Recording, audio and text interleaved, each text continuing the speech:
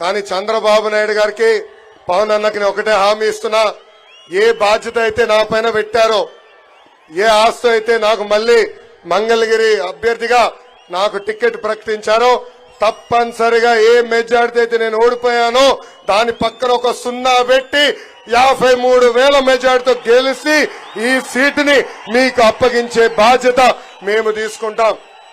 ఈ రోజు ఎక్కడ చూసా కుర్రోలు రోడ్డుపైకి ఎక్కారు. ఈ ప్రభుత్వ అధికారులకు వచ్చిన తర్వాత కార్యకర్తల పైన దొంగ కేసులు పెట్టారు, రౌడీ షీటర్లు ఓపెన్ చేశాడు, యాదవ సామాజిక వర్గానికి చెందిన మన నాయకుడిని చంపేశారు.